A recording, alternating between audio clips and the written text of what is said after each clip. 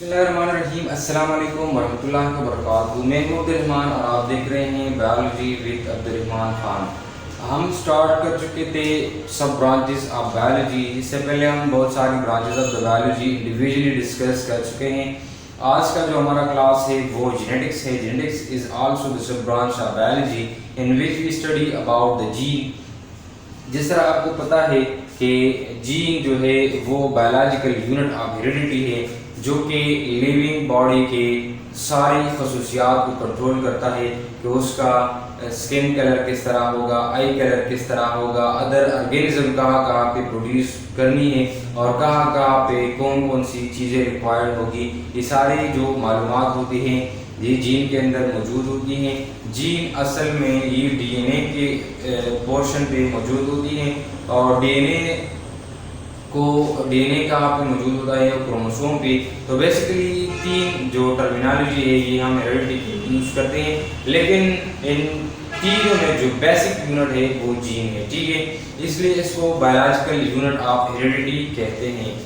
आते हैं डेफिनेशन की तरफ। The scientific study of heredity the scientific study of heredity and variation, यानी वो जो बच्चे प्रोड्यूस होते हैं फ्रॉम द पेरेंट्स, वो या तो अपने वालिदैन के साथ वो मुशाबहत रखेगा या उनके साथ मुशाबहत नहीं रखेगा।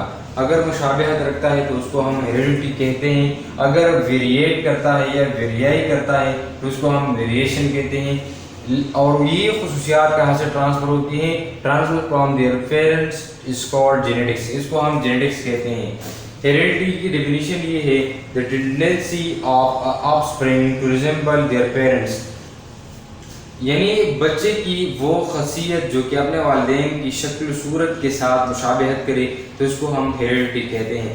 बहुत सारे बच्चे आपने इस तरह देखे होंगे जो कि मुकम्मल फोटोकॉपी ऑफ द वालिदैन होती हैं, तो ये हेरिडिटी की वजह से होती है, जो कि दोनों से जो मेल और फीमेल आपस में वो सेक्सुअल रिप्रोडक्शन कर लेता है, तो इससे जो ऑफस्प्रिंग प्रोड्यूस होता है वो अपने वालिदैन के साथ मुशाबहत रखता है, जिसको हम हेरिडिटी कहते हैं। दूसरा हमारे पास है वेरिएशन, यानी the tendency of the offspring to variate from their parents is called variation.